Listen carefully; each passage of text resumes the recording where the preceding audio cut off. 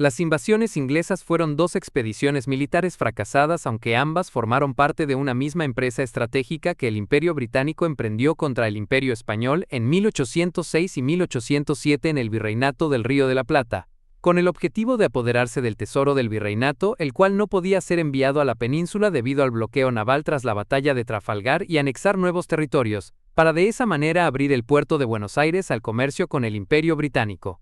Estas acciones ocurrieron en el contexto de la Guerra Anglo-Española de 1804 a 1809, la 11ª guerra entre España y el Reino Unido. Ambos intentos fallidos de las invasiones inglesas significaron la incorporación de la región a las guerras napoleónicas tras la batalla de Trafalgar, un conflicto que enfrentó a las dos potencias dominantes de la época, el Reino Unido y Francia, aliado de España. En este contexto, la guerra en Europa otorgaba a los vastos territorios de Hispanoamérica un papel estratégico y económico crucial para el Reino Unido, que había perdido sus 13 colonias norteamericanas tras la declaración de independencia en julio de 1776. Por entonces, Inglaterra atravesaba la Revolución Industrial, pero la independencia de las colonias norteamericanas había reducido significativamente su mercado.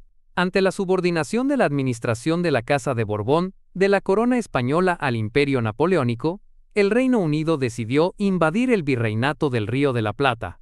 Este territorio, al igual que el resto de Hispanoamérica, carecía de una fuerza militar profesional para su defensa, salvo sus sistemas de milicias, lo que fue percibido como una presa fácil. Sin embargo, esta percepción llevó a subestimar la resistencia que podría ofrecer Buenos Aires, la capital del virreinato. Invasiones. Hubo dos invasiones inglesas al Río de la Plata, aunque técnicamente fueron parte de una misma expedición. La primera invasión inglesa de 1806, en la que las tropas británicas ocuparon la ciudad de Buenos Aires, capital del Virreinato del Río de la Plata, y que fueron vencidas 46 días después por las tropas veteranas de Buenos Aires, que habían sido enviadas a Montevideo, comandadas por Santiago de Liniers, más una división de caballería compuesta de voluntarios porteños y de los pueblos cercanos, dirigidos por Juan Martín de Pueyrredón, más la segunda invasión inglesa de 1807, en la que las tropas británicas, luego de tomar Montevideo, intentaron ocupar Buenos Aires y fueron rechazadas por las fuerzas defensoras, que se componían de tropas regulares y de milicias urbanas, integradas por población que se había armado y organizado militarmente durante el curso de las invasiones, en el proceso conocido como la defensa. Quedó en evidencia la eficacia de las milicias del Imperio Español para defender a sus territorios en el contexto de los conflictos internacionales de la época. Pero la participación de las milicias en la Reconquista primero, y al año siguiente en la defensa, aumentaron el poder y la popularidad de los líderes criollos militares e incrementaron la influencia y el fervor de los grupos independentistas. Paralelamente, estos motivos convirtieron a las invasiones inglesas en uno de los catalizadores de la causa emancipadora en el Virreinato del Río de la Plata. Historia. Estos hechos se desarrollaron en el contexto de las disputas territoriales en América, entre el Reino Unido, el Imperio Español, Portugal, Francia, y más tarde los Estados Unidos, en un período que se extendió desde la fundación de Colonia del Sacramento en 1680, hasta el reconocimiento por parte del Reino Unido de la independencia argentina, con la firma de un tratado de paz y comercio en 1825, luego de la declaración de la Doctrina Monroe. Estos tratados no evitarían nuevos intentos de expansión del colonialismo británico sobre el cono sur de América, que se produjo con la ocupación británica de las Islas Malvinas en 1833. Las operaciones en el Río de la Plata fueron parte de un ataque mayor a las colonias españolas en América del Sur. Se esperaba enviar una expedición a cargo de Robert Crawford para tomar Valparaíso en la Capitanía General de Chile, y a Francisco de Miranda se le había prometido el apoyo de tropas británicas en Venezuela. El plan propuesto por Miranda en 1783 consistía en que 4,000 ingleses ocuparían Buenos Aires, mientras otras unidades atacarían las costas chilenas y luego avanzarían sobre el Perú. Este plan lo volvió a proponer en 1790 y 1796 y fue adoptado por el gobierno inglés en 1804. Antecedentes. Los territorios españoles de la Cuenca del Plata sufrieron desde su conquista y colonización El asedio constante de los indígenas y la amenaza permanente del proceso de expansión de los portugueses desde el Brasil, que intentaron vanamente alcanzar las inmensas riquezas de plata y oro del Alto Perú por vía fluvial desde el Océano Atlántico Sur, en un período dominado por la política económica mercantilista, en que la importancia de la tierra residía, mayoritariamente, en la existencia de minerales preciosos y en su posibilidad de explotación económica. No fue hasta la fundación de Colonia del Sacramento, en 1680, que el Río de la Plata cobraría real importancia estratégica para la economía y la política internacionales. El Tratado de Utrecht, del 11 de abril de 1713, puso fin a la Guerra de Sucesión Española, que se había desatado en 1702, tras la muerte del rey Carlos II, último representante de la dinastía Habsburgo, o de Austria. La Casa de Borbón, de origen francés, fue la sucesora de la corona española, emprendiendo las denominadas reformas borbónicas. La serie de acuerdos firmados entre las potencias europeas había otorgado a Inglaterra la concesión del envío de un barco anual al dominio español de las Indias, llamado el Navío de Permiso y el Asiento de Negros, monopolio de 30 años para el tráfico de esclavos negros con estos territorios. La reina Ana transfirió estas concesiones a la Compañía del Mar del Sur en inglés, The South Sea Company, por 7.500.000 libras para financiar la deuda que había dejado la guerra. La especulación económica que se generó alrededor del comercio con las colonias españolas en Sudamérica hizo que los títulos de la empresa se multiplicaran por 9 en el primer semestre de 1720. Esta burbuja económica, conocida como la burbuja de los mares del sur, fue una de las crisis bursátiles más devastadoras de la historia del capitalismo. Esta institución estableció uno de sus mercados más importantes en la Barranca del Retiro, en Buenos Aires. Los buques que transportaban esclavos hacia el Plata permitían el intercambio ilegal de manufacturas por los productos primarios de la región: cuero, tasajo y cebo. La primera expedición militar británica que llegó a la región lo hizo en el marco de la Guerra de los 7 Años. En enero de 1762, España se involucró definitivamente en este conflicto entrando en guerra con Inglaterra y Portugal. En octubre del mismo año, Pedro de Ceballos volvió a ocupar Colonia del Sacramento para España. Al año siguiente, en 1763, se produjo la fracasada invasión anglo-portuguesa al Río de la Plata, cuya flota compuesta por 10 barcos y más de 1.000 hombres de Gran Bretaña y de Portugal, fue vencida por las tropas de España al intentar retomar Colonia. La fundación del Virreinato del Río de la Plata, en 1776, fue una medida de carácter estratégico militar con fuertes implicaciones económicas. Carlos III se vio presionado por el avance portugués sobre el Río de la Plata, las sucesivas expediciones británicas y francesas sobre las costas de la Patagonia y la necesidad de blanquear las operaciones ilegales en el puerto de Buenos Aires, alentadas por el monopolio comercial que el Virreinato del Perú, centro del poder español en América del Sur, otorgaba a su capital, Lima. Mientras en toda América y Europa se esparcían las influyentes ideas relacionadas con la independencia de los Estados Unidos, la Revolución Francesa y las políticas liberales del gobierno del Reino Unido, España continuaba con su política tradicional en sus tierras. Dado que prácticamente carecía de factorías, era incapaz de absorber los productos procedentes del Nuevo Mundo, desfavoreciendo así al desarrollo económico de los virreinatos americanos. El principal interés estaba colocado sobre la extracción de metales preciosos, con los cuales la metrópoli financiaba sus guerras y alianzas. En cambio, Inglaterra transitaba el camino hacia la industrialización, y por tanto crecía allí la demanda de productos primarios. Dadas las numerosas restricciones aduaneras que se imponían en los puertos sudamericanos y la inexistencia de actividad minera en la región del Plata, el contrabando se convirtió rápidamente en la base del comercio de una región cuya actividad económica principal era la ganadería. La supresión del monopolio del tráfico de Indias en 1778, que había privilegiado hasta entonces a la Casa de Contratación de Indias de Sevilla y posteriormente Cádiz, por un lado intentó destruir por completo la plaza comercial portuguesa de Colonia del Sacramento, tras el resultado incierto de la ocupación española en el mismo año de su fundación. Por otro lado, si bien esta medida no logró contener el contrabando, fue un antecedente para el crecimiento económico de la capital virreinal. Solo entre 1800 y 1807, los ingresos del cabildo se multiplicaron por 14. En 1797, por orden de Carlos IV, el virrey Antonio Olaguer Feliú autorizó el comercio con países neutrales debido a las dificultades en el intercambio con España a causa de las hostilidades crecientes en Europa y al importante dominio inglés de los mares. Esto ubicó al Río de la Plata en las rutas del comercio internacional, atrayendo numerosas naves estadounidenses e impulsando el aumento de la presencia británica en la economía porteña. De manera intermitente, el comercio con Gran Bretaña pasaba de la legalidad a la clandestinidad, de acuerdo a las relaciones cambiantes entre la península y aquella nación. Las autoridades virreinales en ocasiones fomentaron este tipo de actividad, en lugar de prevenirla, mediante funcionarios corruptos. Este comercio contribuyó al surgimiento de la élite de comerciantes porteños que pronto enviaron a sus hijos a estudiar Europa, desde donde traerían las ideas revolucionarias. Las guerras napoleónicas no solo repercutieron en Europa, sino que también tuvieron consecuencias en América y en la región del Plata. Desde los inicios de la conquista de América, Inglaterra se había interesado en las riquezas de la región. La Paz de Basilea, en 1795, puso fin a la guerra entre España y la Primera República Francesa. En 1796, por el Tratado de San Ildefonso, España se alió con Francia, que estaba en guerra con Inglaterra, abriendo así la brecha que justificaría la actuación militar de Gran Bretaña, que buscaba obtener mayor influencia sobre las posesiones españolas. La llegada al poder de Napoleón Bonaparte en 1799 y su proclamación como emperador de Francia en 1804 alteró las relaciones internacionales y renovó la alianza española con Francia. La presión de Napoleón sobre Carlos IV de España vio como fruto la restitución de Manuel de Godoy en el poder, quien declaró en 1802 la guerra al Reino de Portugal, principal aliado del Reino Unido en el continente. La batalla de Trafalgar, en 1805, puso de manifiesto el fin de 3 siglos de supremacía naval española a través de su armada, lugar que pasó a ocupar la flota británica. Asimismo, este resultado minó la capacidad de España para defender y mantener su imperio.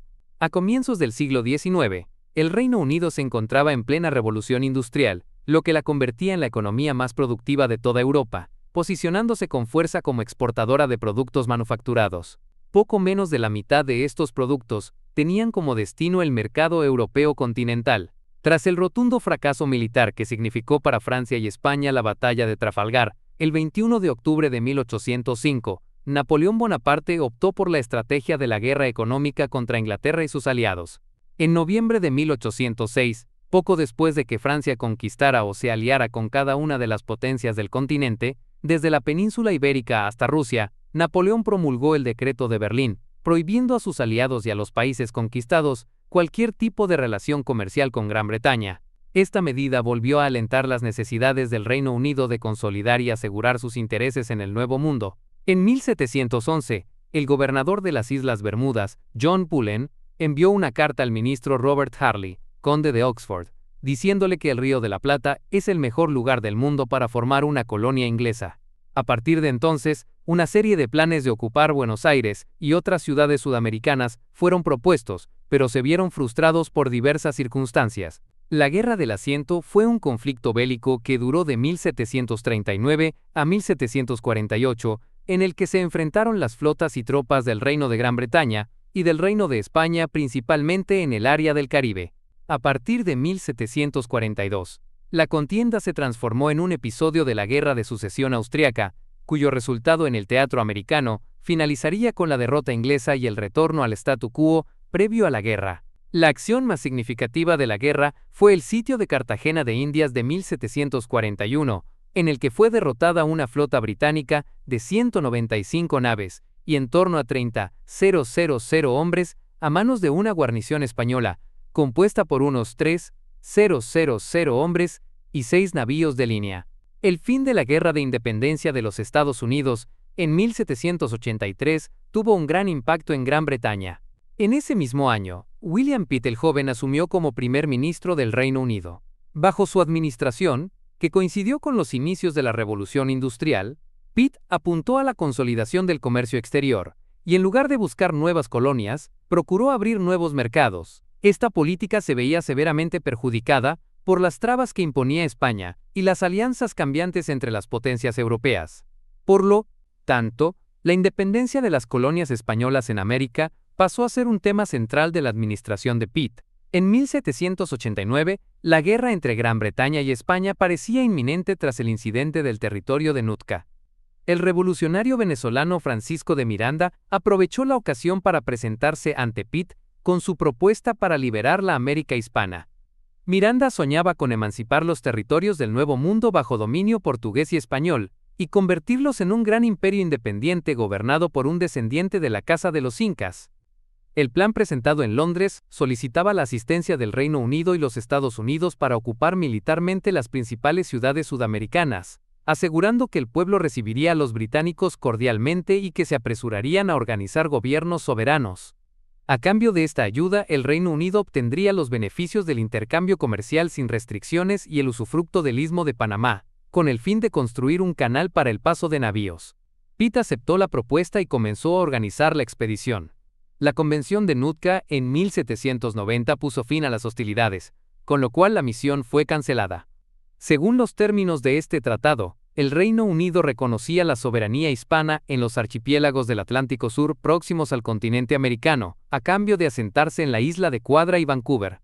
Así, los colonos británicos que se habían establecido hacía unos años en las Islas Malvinas abandonaron el archipiélago.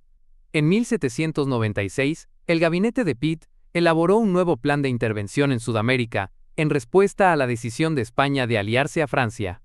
Pero la pérdida de Rusia y de Austria como aliados puso a Gran Bretaña en una situación más comprometida frente a los inminentes ataques de las flotas navales francesa, española y holandesa, por lo que el proyecto tuvo que ser nuevamente abandonado. El 5 de octubre de 1804, 4 buques británicos interceptaron en las proximidades de Cádiz a una flota española de 4 fragatas cargadas con oro y plata del Alto Perú. El botín, evaluado en unos 2 millones de libras, fue enviado a Londres. En este contexto, Pitt dio a conocer el plan de Miranda al comodoro Hendricks Popham, quien se convertiría en un entusiasta del asunto de Sudamérica. El 14 de octubre siguiente, Popham y Miranda presentaron a Pitt un memorándum que contenía detalles específicos para liberar Sudamérica, y del cual Popham se valdría en 1806 para solicitar tropas para atacar Buenos Aires. Ante la indecisión de Pitt para autorizar un ataque al Río de la Plata, a mediados de 1805, Popham se alistó en una expedición que tenía como objetivo la captura del Cabo de Buena Esperanza, en el extremo sur de África. Pitt le ordenó abandonar el plan de conquista de América del Sur por el momento. Decepcionado por esta decisión en noviembre de 1805, Miranda viajó a Nueva York con el objetivo de organizar una expedición para liberar a Venezuela con la cooperación de los Estados Unidos. El 27 de junio de 1797, José de Bustamante y Guerra, por orden del virrey Pedro Melo de Portugal, informó sobre un plan para construir una flota de 25 lanchas cañoneras, previendo una invasión inglesa al Río de la Plata, y nombró a Santiago de Liniers como su futuro comandante. Estas pequeñas embarcaciones, fáciles de maniobrar y arrumbar, sin cubierta, propulsadas a remo y que llevaban un cañón u obús, eran ideales para operar en el Río de la Plata, con sus bancos, canales y escasa profundidad. El plan terminó finalmente en 1802 con la construcción de las naves y de un tinglado para protegerlas de la intemperie.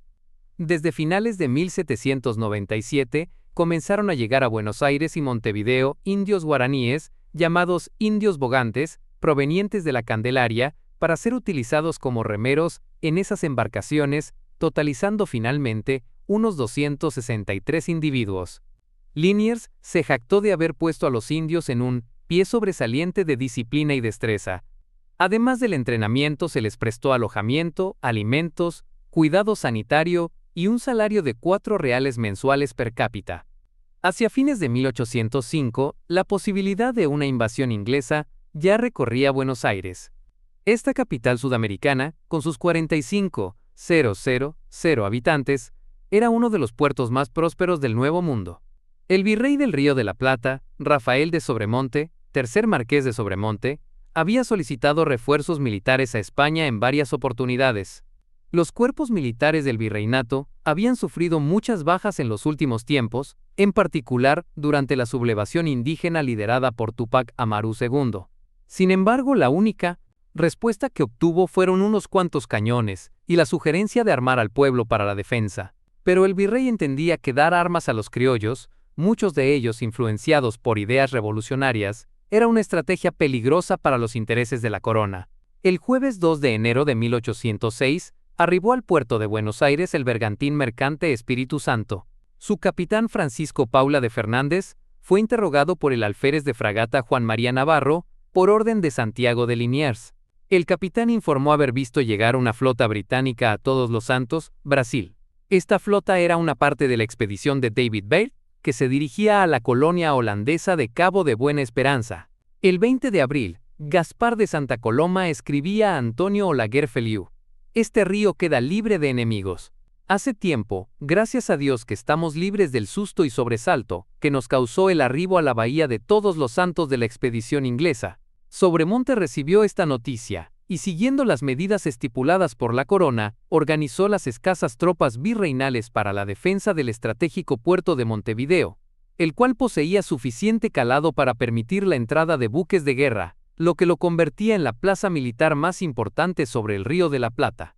El gobernador de Montevideo convocó a los habitantes y a las milicias para organizar la defensa ante la posible invasión.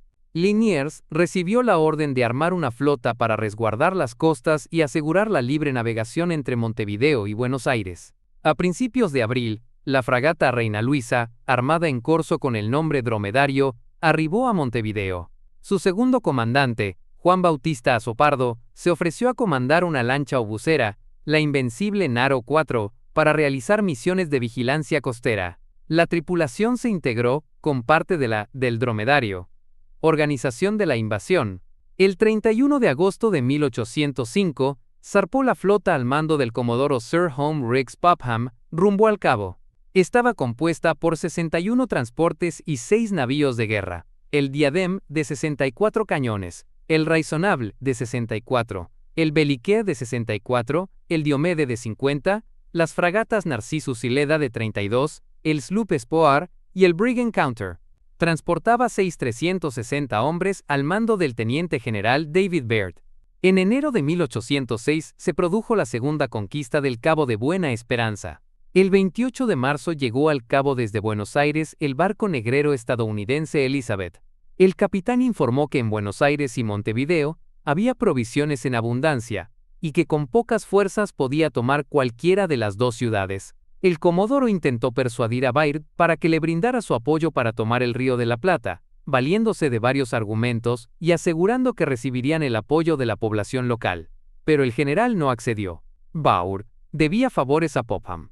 Gracias a su influencia, había logrado que lo nombraran comandante de la expedición al Cabo. También sabía que la expedición a Buenos Aires, postergada por diversos motivos, tenía el visto bueno de Pitt, y que Popham estaba decidido a realizarla aún sin ayuda del ejército. En caso de éxito, Baird quedaría fuera del reparto de las riquezas, y en caso de fracasar, lo podían hacer responsable por no haber ayudado. Pero lo que decidió su apoyo a Popham fue la posibilidad muy cierta de una gran presa depositada en Buenos Aires. Baird entregó a Beresford el mando de la fuerza expedicionaria y las instrucciones que debía obedecer: a. Conquistar el Río de la Plata; b. En caso de fracaso volver al Cabo; c. Delegaba en Beresford todo el tema presas; d. La información sobre las operaciones debía dirigirlas a Baird, al ministro de guerra y al comandante en jefe en Londres; e. En caso de fuerte resistencia enemiga debía utilizar su propio juicio, y no el de Popham; f. Al ocupar Buenos Aires o Montevideo asumiría el cargo de gobernador; y g. Este último punto afectó a Popham, porque lo puso en inferioridad de condiciones en el reparto de las presas, motivando su inmediata protesta ante el almirantazgo. El 14 de abril, la flota británica cruzó el Atlántico en dirección al Río de la Plata. Baird nombró mayor general a William Carr Beresford para que liderase el ataque a Buenos Aires. La escuadra llegó a Santa Elena el 29 de abril. Popham logró que el gobernador de la isla le prestara 280 soldados para su misión, y envió una carta a Londres, dando a conocer los motivos por los cuales se dirigía a Sudamérica, basando sus argumentos en el memorándum de 1804. Lo que Popham desconocía era que Pitt había muerto recientemente, y que en su lugar había asuido William Wyndham Grenville del partido opositor Whig. En mayo, Popham envió a la fragata HMS Leda, de 34 cañones de grueso calibre, por delante de la escuadra para explorar el Río de la Plata. El 18 de mayo, pasó frente a la fortaleza de Santa Teresa y fondeó en la Coronilla, a 4 kilómetros al sur. El comandante de la fortaleza, Rafael Guerra, temiendo un desembarco en esa zona, envió una patrulla de 21 hombres que apresaron sorpresivamente al segundo comandante de la fragata y 5 marineros que habían bajado a tierra. Luego de intercambiar disparos a larga distancia con la fortaleza, el capitán Honeyman de la fragata inglesa envió un parlamentario reclamando la devolución de los prisioneros y la autorización para proveerse de agua y leña. Guerra tomó prisionero al parlamentario y, luego de discusiones y un amague de desembarco el día 23, La fragata levó anclas y desapareció hacia el sur en la madrugada del día siguiente. El 28 de mayo, el gobernador de Montevideo envió un oficio a Sobremonte detallando lo ocurrido y las medidas tomadas. La flota británica fue avistada frente al Cabo de Santa María, Uruguay, el 8 de junio, y el 9 de junio, la vigía de Maldonado detectó la presencia de una escuadra de 8 buques navegando a esa altura. Esta noticia le llegó a Sobremonte el día 14. El día 13, sin dudar ya de que eran buques ingleses los avistados en Maldonado, el gobernador de Montevideo, Pascual Rodríguez Huidobro, ordenó al alférez de fragata José de la Peña, al mando del falucho Nuestra Señora del Carmen, que saliera a localizar esos buques y el rumbo que seguían. Peña encontró 4 buques, una fragata, una corbeta y 2 bergantines, que rápidamente intentaron capturarlo, pero la mayor velocidad del falucho le permitió escapar y dirigirse a la ensenada de Barragán en búsqueda de protección. En la tarde del día 22, Sobremonte recibió la alarmante noticia que habían arribado a ese puerto el falucho de Peña y en la cercanía los buques ingleses que lo habían venido persiguiendo. Inmediatamente ordenó al coronel Manuel Gutiérrez que saliera con 150 hombres para reforzar al destacamento que defendía esa posición. Después de ordenar a Peña que viniera a Buenos Aires para informar personalmente lo que había ocurrido, envió al capitán de navío Santiago de Liniers como comandante militar provisorio de aquel punto estratégico, hasta tanto su titular, el capitán de fragata Juan Gutiérrez de la Concha, arribara a Montevideo. El 24 de junio Beresford amagó un desembarco en Ensenada, realizando maniobras frente a Punta Lara. El 25 de junio una fuerza de 1.806 hombres al mando de Beresford, entre ellos el regimiento 71 de Highlanders, desembarcó en la punta de Quilmes sin ser molestados. El mismo día se dispuso enviar a esa zona al subinspector del ejército, coronel Pedro de Arce.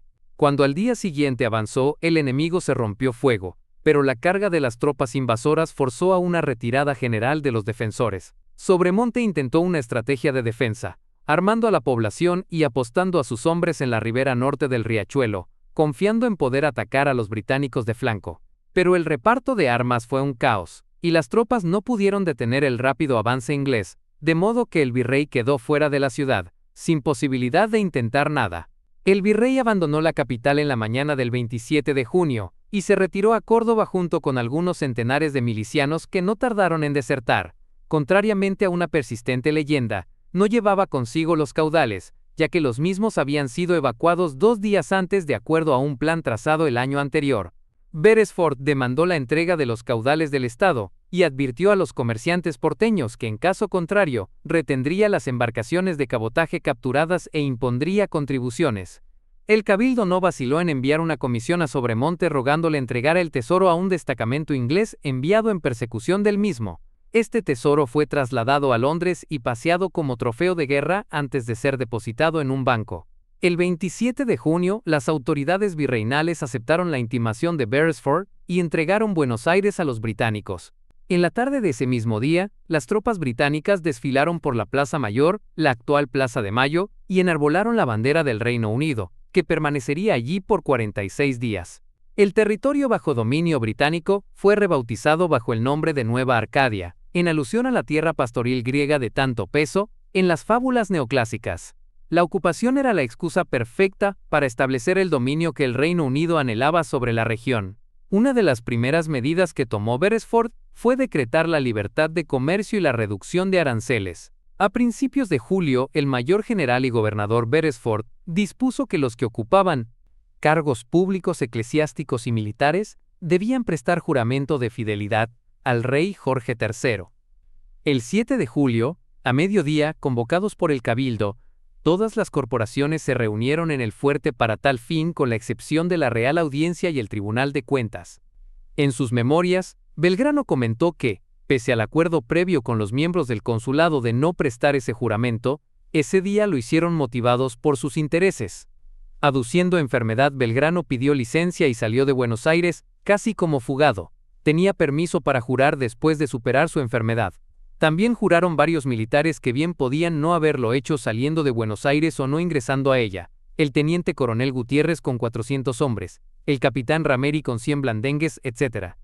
Adicionalmente, Beresford anunció el 10 de julio que los vecinos destacados de la ciudad podían prestar voluntariamente el juramento de lealtad, habilitando para ello un libro y una oficina a cargo del capitán Gillespie. 58 personas firmaron el libro que para alivio de algunos e intriga de muchos, no pudo hallarse a posteriori. Según Gillespie, 3 de los miembros de la Junta del 25 de mayo figuraban en el libro. Juan Martín de Pueyrredón, en nombre del Cabildo, intervino para que Beresford aclarara expresamente que la situación de los esclavos no se modificaba, y Castelli tuvo varias conversaciones con el gobernador relacionadas con el posible apoyo inglés para lograr una mayor autonomía. Como recuerdo de estas conversaciones, Beresford obsequió a Castelli un juego de loza del cabo. De todas maneras, la actitud general de las élites fue de cautela, debido a que en caso de un tratado de paz entre Inglaterra y la corona española, los colaboracionistas quedarían en mala posición. El 14 de julio, Sobremonte declaró a Córdoba la capital provisoria del virreinato. Asimismo, instó a que se desobedecieran todas las órdenes provenientes de Buenos Aires mientras durara la ocupación. Se dedicó a organizar un ejército con el que reconquistar la capital, pero la tarea tropezó con toda clase de dificultades y solo 2 meses más tarde estuvo listo. Al darse cuenta de que los ocupantes no tenían otros planes sino convertir al Plata en una colonia británica, los porteños comenzaron a agruparse para preparar una rebelión. La reconquista de Buenos Aires. Martín de Álzaga, el rico comerciante español de notoria actuación durante las invasiones inglesas. Ante la inmovilidad de las autoridades virreinales, los vecinos de la ciudad, criollos y españoles por igual, comenzaron a armarse para defenderse por sus propias manos. Se organizaron varios grupos clandestinos que planeaban atacar el fuerte residencia temporal de Beresford con explosivos caseros. Estos movimientos tuvieron el apoyo de los monopolistas, como el rico y poderoso comerciante español Martín de Álzaga, que se veían severamente perjudicados con el libre comercio decretado por el representante de Jorge III de Inglaterra, y que fuera aprobado por este soberano, cuando los británicos ya no gobernaban el Río de la Plata. A fines de julio partieron unos 450 hombres comandados por José Ignacio Garmendia y Alurralde desde Tucumán. Al llegar a Santiago del Estero, recibieron una comunicación del virrey pidiendo que una compañía fuera a marcha forzada para llegar cuanto antes a Buenos Aires. Salvador Alberdi, a cargo de unos 200 hombres, fue el encargado de hacerlo. El 1 de agosto, una guerrilla amparada por Martín de Álzaga en los caseríos de Perdriel, fuera del casco urbano la actual Chacra Pueyrredón, en el partido de General San Martín, dirigida por Juan Martín de Pueyrredón, fue derrotada por una fuerza inglesa de 550 hombres. Pero la mayor parte de las tropas quedaron intactas para reconquistar la ciudad. Plano del movimiento de las fuerzas durante la reconquista. Antes de que los rebeldes porteños pudieran llevar a cabo su plan, nuevas tropas arribaron a Buenos Aires. Estaban comandadas por Liniers, que había abandonado su posición en Ensenada y cruzado el Plata para organizar las tropas para la reconquista. Desde Montevideo, y con la ayuda de Pascual Ruiz Huidobro, gobernador de esa ciudad, el francés organizó un ejército que partió el 23 de julio para Colonia, y el 3 de agosto fue embarcado en una flota de 23 naves hacia Buenos Aires para iniciar la reconquista. Cruzó el Río de la Plata aprovechando una sudestada, tempestad que dejó inmóviles a los buques británicos y en medio de la niebla. Avanzando desde el puerto de Las Conchas, en Tigre, se sumaron a este ejército miles de hombres entusiasmados. El 12 de agosto, Liniers avanzó sobre la ciudad, desatando una batalla campal en distintas calles de Buenos Aires, hasta acorralar a los británicos en el fuerte de la ciudad.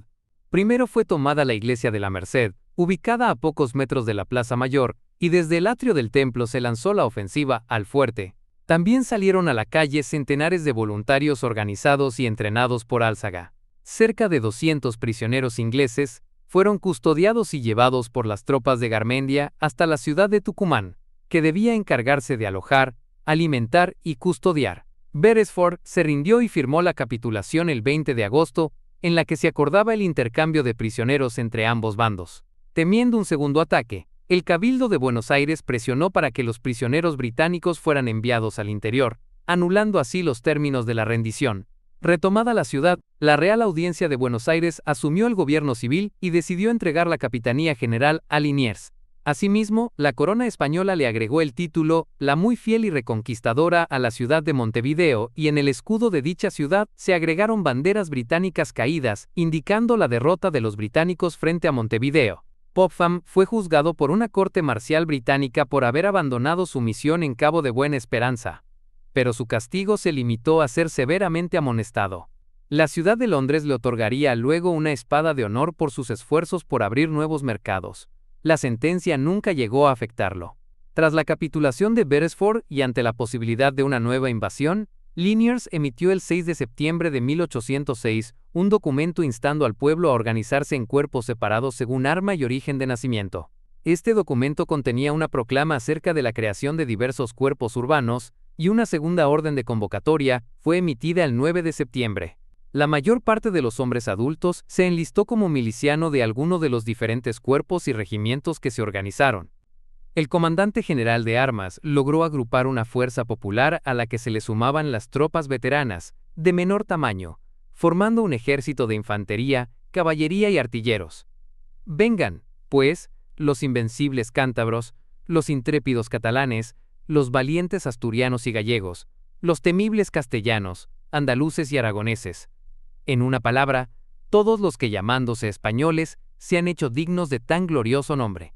Vengan, y unidos al esforzado, fiel e inmortal americano, y a los demás habitadores de este suelo, desafiaremos a esas aguerridas huestes enemigas, que, no contentas con causar la desolación de las ciudades y los campos del mundo antiguo, amenazan envidiosas invadir las tranquilas y apacibles costas de nuestra feliz América. Infantería, cuerpo de patricios o legión patricia, con 3 batallones formados por los nacidos en Buenos Aires, al mando de Cornelio de Saavedra, y que contaba con Manuel Belgrano como sargento mayor, y Esteban Romero y José Domingo Urien como jefes de batallón, cuerpo de arribeños, comandado por Juan Pío de Gana, y formado por peones provenientes de las provincias del interior. Entre sus oficiales se hallaba Juan Bautista Bustos, compañía de granaderos de infantería o provinciales, cuerpo colonial posteriormente denominado Granaderos de Fernando VII, dirigidos por Florencio Terrada. Tercio de montañeses originarios de Cantabria la Montaña, luego de su creación al mando de José de la Hoyuela, y posteriormente durante la segunda invasión inglesa y acciones posteriores del coronel Pedro Andrés García. Tercio de vizcaínos o de cántabros de la Amistad, formado por asturianos, vizcaínos y castellanos. Compañía de cazadores correntinos, bajo el mando de Juan José Fernández Blanco. Tercio de gallegos o de voluntarios urbanos de Galicia. Tercio de andaluces. Tercio de miñones catalanes. Cuerpo de indios, pardos y morenos. Regimientos del Paraguay, unos 690 hombres al mando de Bernardo de Velasco. Caballería. Juan Martín de Pueyrredón, líder del primer escuadrón de húsares durante las invasiones inglesas.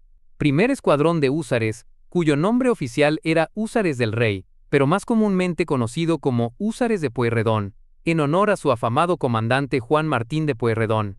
Segundo escuadrón de húsares, conocidos popularmente como húsares infernales o húsares de Vivas, en honor a su primer jefe Lucas Vivas.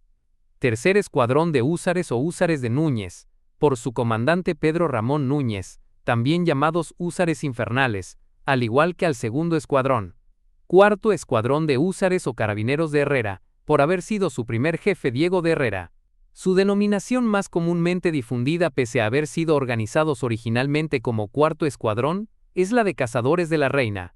Quinto Escuadrón de Caballería Ligera, denominado Carabineros de Carlos IV, Cuerpo de Caballería al mando de Lucas Fernández.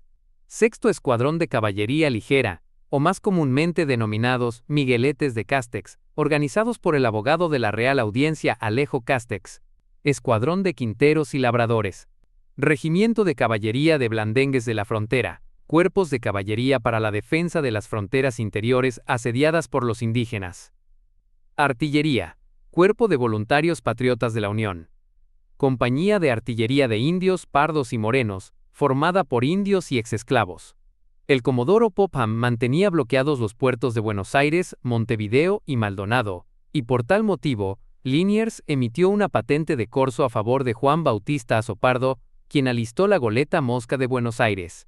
Esta patente le permitía ejercer el corso en el área del Río de la Plata, a la vez que tenía encomendada la vigilancia de la escuadra enemiga y la notificación de cualquier desembarco. En una de las salidas de la Mosca, el bergantín HMS Protector y una goleta británica, no identificada a la fecha, entablaron combate con la nave corsaria. Dada la inferioridad de fuego, Azopardo decidió fijar rumbo a la costa sur del río, con dirección a Quilmes, donde quedó varado intentando salvar el navío. Los británicos aprovecharon la oportunidad para asaltar al corsario desembarcando 4 embarcaciones livianas que izaron bandera negra. La primera barca fue capturada con un oficial y 5 marineros, mientras que las 3 restantes regresaron a los buques, que estaban fondeados fuera del alcance de los cañones de la Mosca. Azopardo organizó en tierra una posición defensiva ante un posible contragolpe británico. Cuando volvió la crecida, volvieron a balizas. Los prisioneros fueron remitidos a Buenos Aires y las bajas totales del navío corsario computaron 3 marinos. En su viaje para hacerse cargo del Virreinato del Perú, por razones de seguridad, José Fernando de Abascal desembarcó en la isla Santa Catarina y desde allí viajó por tierra hacia el Perú. En ese largo recorrido observó no solamente las fuerzas portuguesas, sino el estado de las defensas del Río de la Plata. En su memoria de gobierno, escrita años después, menciona que había intentado persuadir distintas mejoras al gobernante de Montevideo y al virrey Sobremonte, pero que por la celeridad de su paso no tuvo tiempo para mayores ideas, ni podía tener más parte que el influjo y su buen deseo. De hecho, sus observaciones no constituyeron ninguna novedad. Abascal se enteró de la invasión inglesa a Buenos Aires a través del intendente de La Paz e inmediatamente envió, el 15 de agosto de 1806, un oficio al presidente de Charcas y circulares a las autoridades de cada distrito, comunicando la noticia y las precauciones que había que tomar, especialmente en Chiloé, que por su posición geográfica, podría servir al enemigo de base de operaciones para una futura conquista. En un oficio fechado el 22 de agosto, Abascal sugería a Sobremonte la idea de reunir fuerzas provenientes de Paraguay, Salta, Santiago del Estero, Mendoza, Tucumán, Santa Fe y Corrientes, para recuperar Buenos Aires. En esa fecha, Abascal desconocía que el 1 grado de julio, o sea 52 días antes, Sobremonte ya había comunicado a los gobernantes de las intendencias su plan de reunir tropas del interior para recuperar Buenos Aires, y b. que Buenos Aires ya había sido recuperada 10 días antes, el 12 de agosto.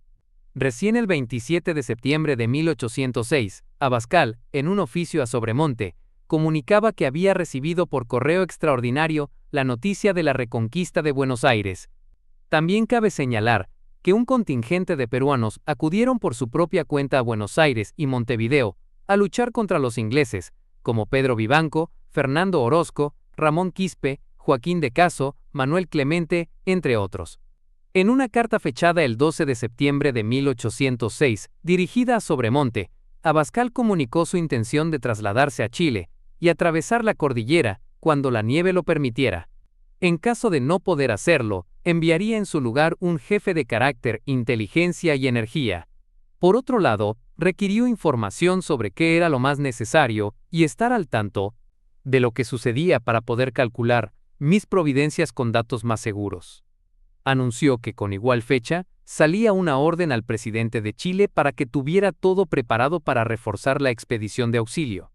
También mencionó al gobernador de Misiones y Paraguay, Bernardo de Velasco, como un oficial de conocimientos militares, actividad y espíritu, a quien Sobremonte podría pedir ayuda.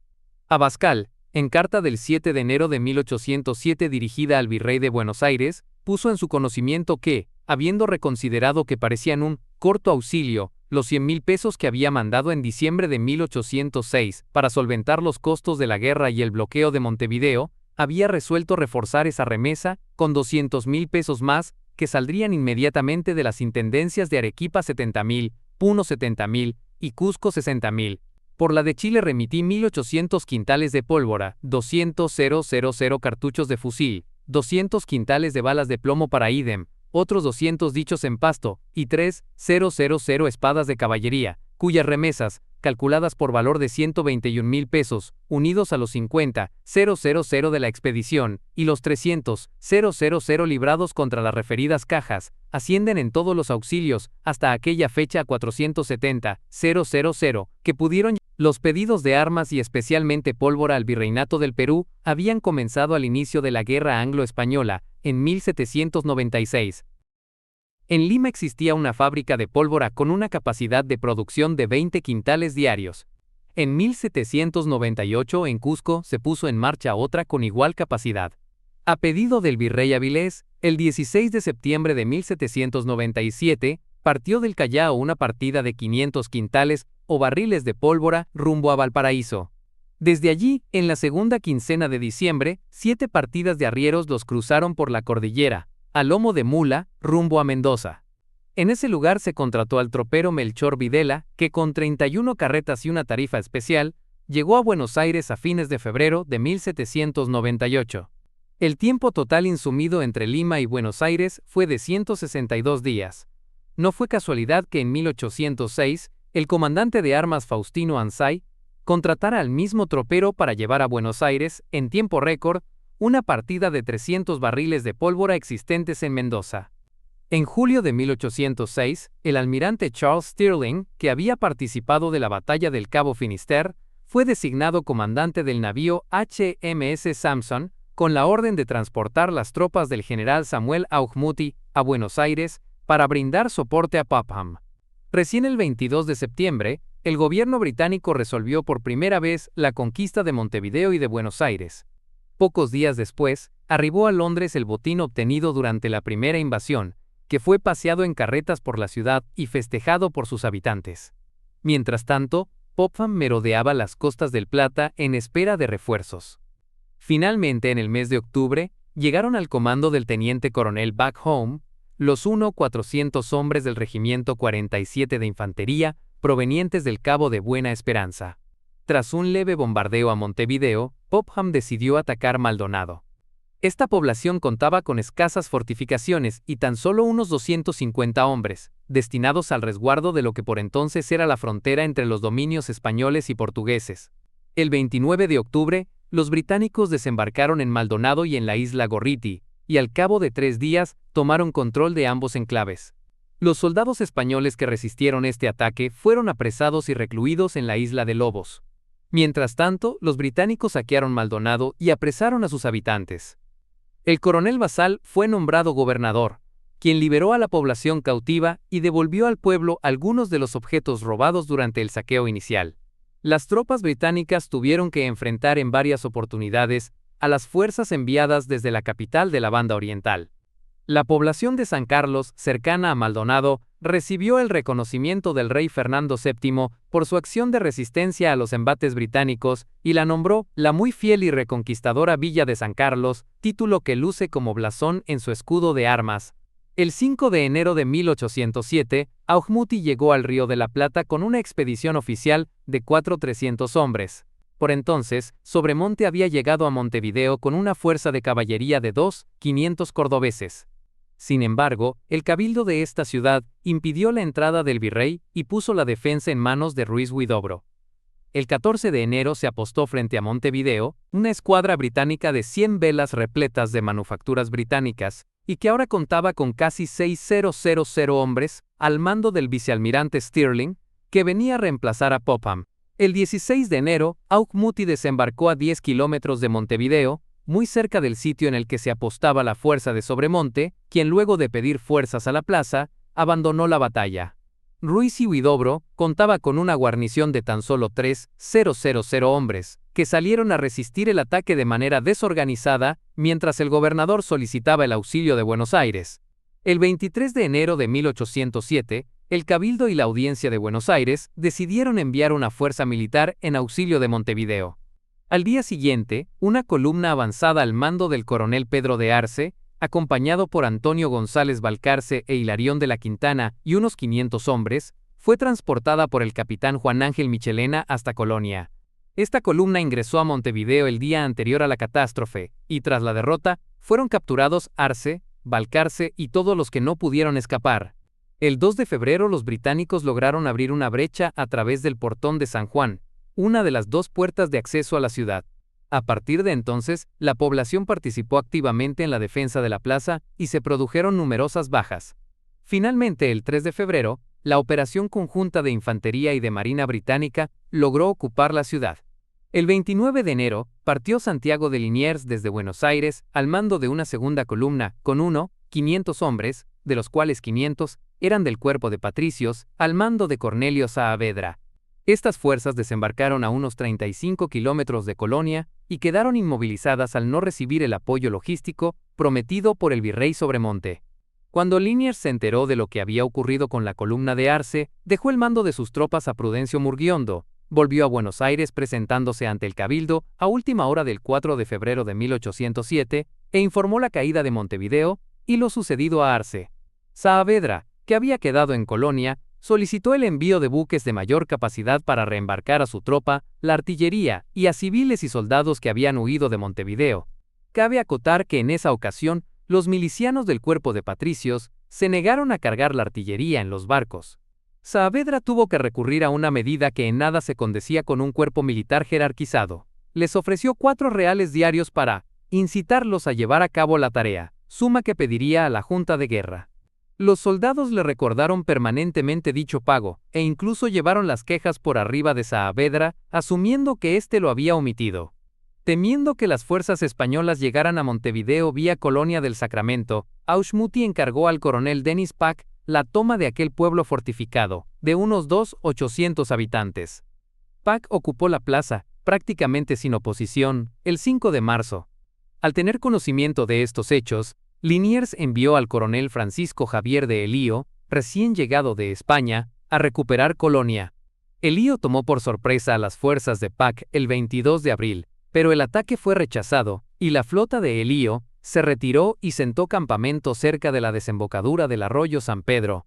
Pack pidió refuerzos a Montevideo y atacó el campamento de Elío el 7 de junio. Los españoles sufrieron unas 120 bajas, y la mayoría de los hombres se dispersaron. Elío se vio forzado a regresar a Buenos Aires. Durante los meses de ocupación, a pesar de los esfuerzos del consulado, las mercaderías británicas comenzaron a contrabandearse libremente desde Montevideo. Los artículos llegaban a Buenos Aires vía Quilmes y Ensenada, a Santa Fe por el río Paraná y de allí hacia todo el virreinato. También por tierra y por mar, los productos británicos llegaban al Brasil. La audiencia intentó persuadir a los contrabandistas, imponiendo duras penas, que nunca fueron llevadas a la práctica. Los mismos comerciantes montevideanos pidieron al virrey que la ciudad no fuera sitiada para favorecer el intercambio comercial. Segunda invasión inglesa de Buenos Aires. Destitución de Sobremonte y fuga de Beresford. Las autoridades trataron de mantener en secreto la caída de Montevideo y la conducta militar del virrey, pero cuando las noticias tomaron estado público se avivaron las protestas. El día 10, por disposición de la audiencia, Liniers convocó a una junta general, citando a miembros de la Real Audiencia, Tribunal de Cuentas, Real Consulado, Obispo, Cabildo, comandantes de los cuerpos militares y algunos vecinos principales. La votación fue nominal y fundamentada, y el resultado fue la suspensión del virrey Sobremonte en sus cargos de virrey, gobernador y capitán general. Conforme a las leyes, el mando recayó en la Real Audiencia hasta nueva resolución del rey. A pedido del Cabildo, la Real Audiencia comisionó al oidor Juan Basso y Berry para incautarse sorpresivamente de los papeles de los oficiales ingleses prisioneros en Luján y preparar su traslado al interior del país. En la tarde del 5 de febrero de 1807, el oidor llegó a Luján, y después de ordenar que cada prisionero fuera a su habitación con guardia a la vista, procedió a incautarse de todos los papeles que éstos pudieran tener pese a las protestas. 2 días después, indignado por esta acción, Beresford envió una nota a Liniers. El día 9, Basso y Berry comunicó oficialmente a los prisioneros que serían trasladados a Catamarca. El día 10, a la tarde, se puso en marcha el pequeño grupo de 8 oficiales ingleses, 4 mujeres, 2 niños y 15 sirvientes, custodiados por 17 soldados al mando del capitán de Blandengues y comandante de la Guardia de Rojas, Manuel Luciano Martínez de Fontes, que había sido llamado expresamente, y al que Basso y Berry entregó en propias manos una detallada instrucción. La logística estaba a cargo de un tropero especialmente contratado, que proveía personal y medios de locomoción, 7 carretas para equipajes, 1 para alimentos y una sopanda para Beresford. El 13 de febrero, tercer día de marcha, a mediodía, Beresford se sintió mal y solicitó una casa cómoda para reparar su salud. Según los vaqueanos, la única casa cercana pertenecía a la estancia grande de los padres betlemitas, próxima a Arrecifes. Al lugar, llegaron por la tarde. Pese a que las instrucciones prohibían las paradas, Martínez detuvo la marcha no un día sino 3.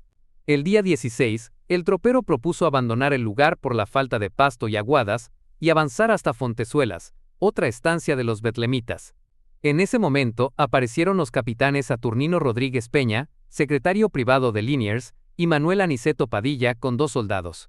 Rodríguez Peña portaba una carta de Liniers para Beresford y una orden verbal de Liniers, y el cabildo para Martínez para que entregara a Beresford y algún otro oficial por el bien de su majestad y la patria.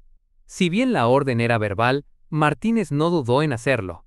Rodríguez Peña era su concuñado y cuñado de su jefe, Antonio de Olavarría, que lo había designado para esta misión. En esta operación, participó también Francisco González, celador del Cabildo, en cuya casa vacía se mantuvieron ocultos. El día 21, Beresford, Pack, Padilla y Rodríguez Peña pudieron embarcarse en un lanchón de la balandra portuguesa Flor del Cabo, anclada en el puerto, con rumbo a Ensenada, en búsqueda de algún navío inglés que estuviera por la zona. Después de remar toda la noche, al amanecer del día siguiente, se cruzaron casualmente con el buque de guerra Charwell, que con bandera parlamentaria, se dirigía a Buenos Aires llevando una carta de Auchmuty al Cabildo, intimando la rendición de la plaza. Una vez a bordo y enterado de la carta, Beresford ordenó que la nave cambiara de rumbo hacia Montevideo, a donde llegaron el 25 de febrero. En Montevideo, Beresford intentó convencer a Auchmuty de no atacar Buenos Aires y llegar a un acuerdo.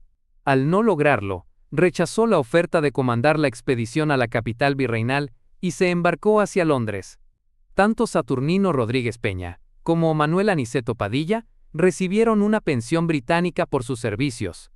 El avance inglés. En los primeros días del mes de marzo, el HMS Thisbe partió de Inglaterra hacia Montevideo con el teniente general John Whitelock, nombrado comandante de las fuerzas británicas en el Río de la Plata, con la orden del gobierno británico de capturar Buenos Aires. Whitelock llegó a Montevideo el 10 de mayo y tomó el comando general. Poco tiempo después, la flota al mando del general Robert Crawford llegó desde el Cabo con 5,000 hombres. El 17 de junio, el formidable ejército de Whitelock, compuesto de unos 10,000 hombres, partió rumbo a Colonia.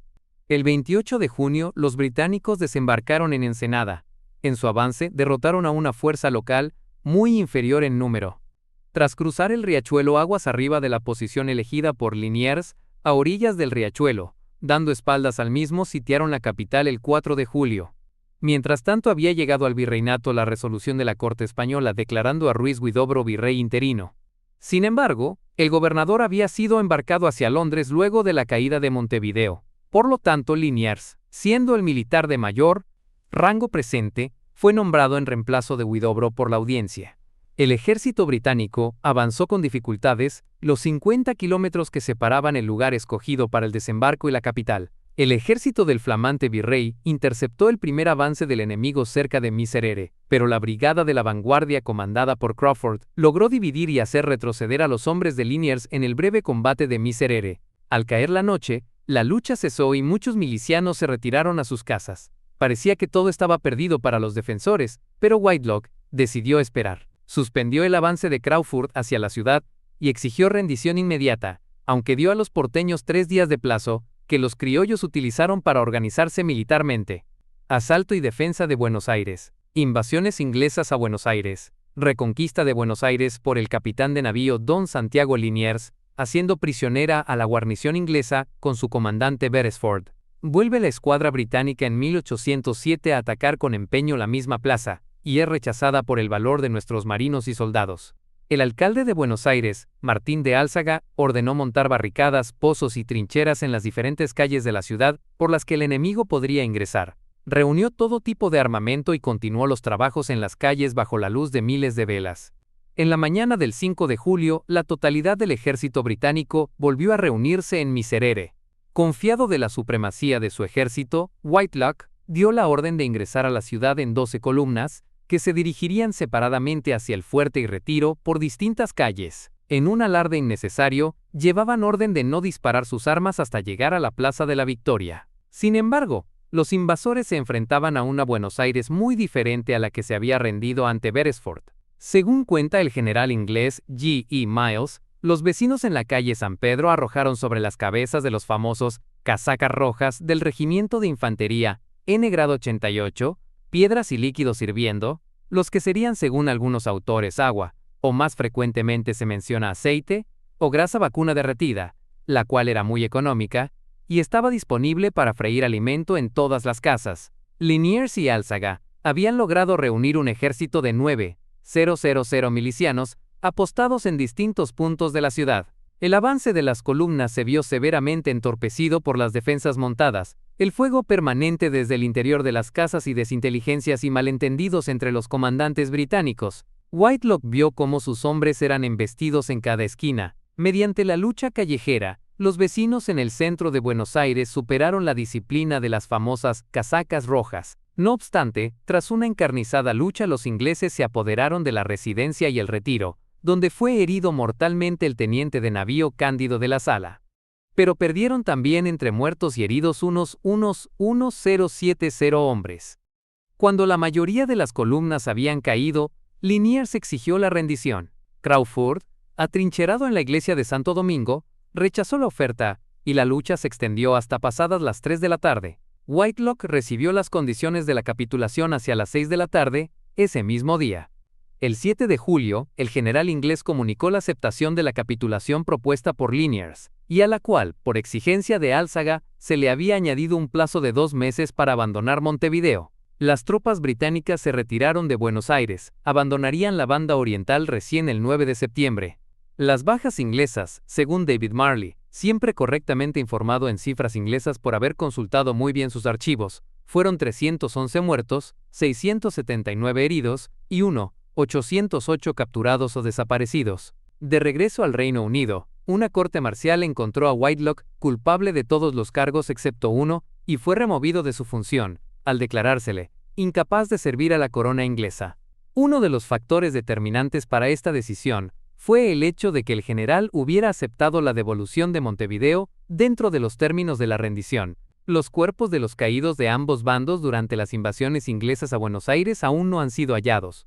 Avancé con los rifleros hasta el costado oeste del edificio del Colegio de los Jesuitas, sin sufrir pérdidas considerables, cuando, al adelantar el cañón liviano para abrir una brecha en la entrada principal del edificio, el enemigo apareció de repente en gran número en algunas ventanas, en la azotea de aquel edificio y desde las barracas, del lado opuesto de la calle y desde el extremo de la misma. En un momento, la totalidad de la compañía de vanguardia de mi columna y algunos artilleros y caballos fueron muertos o heridos.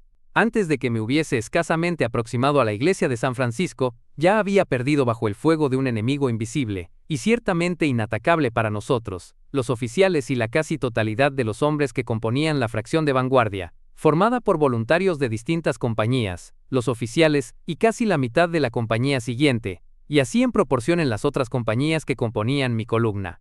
No bien alcanzamos la entrada de la iglesia de San Miguel, el enemigo comenzó un terrible fuego desde las casas opuestas. Habiendo perdido unos 30 hombres en esta entrada, y comprendiendo que era imposible forzar las puertas de la iglesia con las herramientas que me habían entregado, juzgué prudente desistir y penetrar más en la ciudad, esperando encontrar una posición más ventajosa. Al abandonar la entrada de la iglesia, fuimos castigados con un fuego continuado. Después penetré en la ciudad hasta que juzgué que me hallaba cerca de la fortaleza. Viendo que había perdido tanta gente en la calle, que los 4 oficiales de granaderos estaban heridos, que el mayor, el ayudante y el cirujano auxiliar habían sido muertos, y que había perdido entre muertos y heridos de 80 a 100 soldados de mi débil columna, doblé a la izquierda y busqué refugio ocupando 3 casas. Teniente coronel Alexander Duff, me está yendo tan bien como podía esperarse. La bala penetró mi pierna y salió por el otro lado. Verá los detalles de la acción en la Gazette. Fue muy sangrienta. El pobre Boal murió cuando ocupó mi lugar cargando 2 de a 12. Será una satisfacción para usted ver que los carabineros cumplieron con su deber de manera muy halagadora, y en cuanto a mi herida me importa poco. 50,000 hombres no habrían tenido éxito, lo que explicaré en otro momento. Estoy en la casa del general Liniers, y me tratan con la mayor amabilidad. Todos regresamos a Europa, o al menos evacuamos el continente SA en 2 meses. Los Carabs tuvimos 39 muertos y heridos en aproximadamente media hora. El general Whitelock nos ha hecho un considerable cumplido. Teniente coronel Peter Kington. Los partes oficiales de la capitulación de Whitelock en Buenos Aires, dando cuenta del fracaso de la segunda invasión, llegaron a Gran Bretaña el 11 de septiembre de 1807 y fueron dados a publicidad por el diario The Times, de Londres, en el artículo Evacuación de Sudamérica. Se reproducen aquí algunos párrafos principales. El ataque sobre Buenos Aires ha fracasado y hace ya tiempo que no queda un solo soldado británico en la parte española de Sudamérica. Los detalles de este desastre, quizás el más grande que ha sufrido este país desde la Guerra Revolucionaria, fueron publicados ayer en un número extraordinario. El ataque, de acuerdo al plan preestablecido, se llevó a cabo el 5 de julio, y los resultados fueron los previsibles. Las columnas se encontraron con una resistencia decidida. En cada calle, desde cada casa, la oposición fue tan resuelta y gallarda como se han dado pocos casos en la historia. La consecuencia fue que el plan de operaciones se frustró. El comandante en jefe parece haber estado en la más perfecta ignorancia, tanto acerca de la naturaleza del país que debía atravesar, como sobre el monto y el carácter de la resistencia que debía esperar. Con el propósito, suponemos, de evitar un encuentro molesto, desembarca a 30 millas del lugar donde debía operar. Prosigue su marcha a través de un recorrido lleno de pantanos, cortado por riachuelos, y finalmente, con un ejército jadeante y exhausto, se asienta frente a una plaza fortificada enteramente, en la cual, según el tenor de su despacho, llovían sobre él metrallas desde todas las esquinas y desde los techos de todas las casas, mosquetazos, granadas de mano, ladrillazos y piedras. Este ha sido un asunto desgraciado de principio a fin. Los intereses de la nación, así como su prestigio militar, han sido seriamente afectados. El plan original era malo, y mala la ejecución. No hubo nada de honorable o digno de él, nada a la altura de los recursos o el prestigio de la nación. Fue una empresa sucia y sórdida. ¿Cómo podría esperarse que estuvieran con nosotros las manos o los corazones del pueblo, si los primeros que ocuparon la ciudad se mostraron menos ansiosos de conciliarse con los habitantes que de colocar fuera de peligro el botín obtenido? Había un vicio radical en el plan original, que ninguna empresa posterior pudo remediar. Si los desautorizados promotores del primer desembarco hubieran dispuesto de una fuerza igual a la que ha sido ahora expulsada de Buenos Aires, el país podría estar en este momento en nuestras manos. Consecuencias. La derrota de los ejércitos de la corona británica producida en las dos invasiones inglesas tuvo como primera consecuencia que el Imperio español retuvo la posesión del Virreinato del Río de la Plata, gracias a la acción del ejército español, formado por grupos de milicias urbanas. La voluntad del pueblo jugó un papel sin precedentes en la destitución de un virrey y el nombramiento de su sucesor. La participación de los cuerpos militares creados en la defensa y la reconquista puso en evidencia la ineficacia del sistema defensivo colonial de la metrópoli, pero convirtió a estos eventos en catalizadores del camino hacia la independencia de los territorios sudamericanos bajo dominio español. El virrey Sobremonte se sometió a un consejo de guerra y fue absuelto de todos los cargos en su contra. Sería recordado por los porteños como un funcionario inepto y cobarde, pero hay otros puntos de vista. Tras sus repetidos fracasos en la solicitud de refuerzos a España, la huida a Córdoba con el tesoro puede considerarse una estrategia apropiada, dado que era eso mismo lo que Popham había ido a buscar. Sin embargo, debido a la presión de los representantes del cabildo, en su mayoría comerciantes acaudalados, Sobremonte se vio forzado a entregar los fondos públicos a Beresford. También pesó en su ánimo el conocimiento de que existían grupos de tendencia independentista en Buenos Aires, por lo que entendía que armar al pueblo para la defensa implicaba la entrega de una importante cuota de poder a los criollos. De regreso a España, el marqués compareció ante un consejo de guerra celebrado en Cádiz en 1813, que lo absolvió de todos los cargos. Además, recibió el pago de sus sueldos atrasados, fue ascendido a mariscal de campo y nombrado consejero de Indias. Beresford regresó a Inglaterra y fue recibido con toda la pompa. Desembarcó con una carreta colmada de tesoros y la trasladó directo al Banco de Inglaterra entre los vítores del pueblo, las autoridades y los grandes comerciantes. Los caudales entregados forzosamente por parte de Sobremonte fueron considerados por los ingleses como un pago del Virreinato del Río de la Plata por el derecho de la implementación del libre comercio. En 1808, las calles de Buenos Aires sufrieron una modificación global de su nomenclatura, honrando a quienes se distinguieran en las jornadas de las invasiones inglesas. Esta nomenclatura se mantuvo hasta 1822.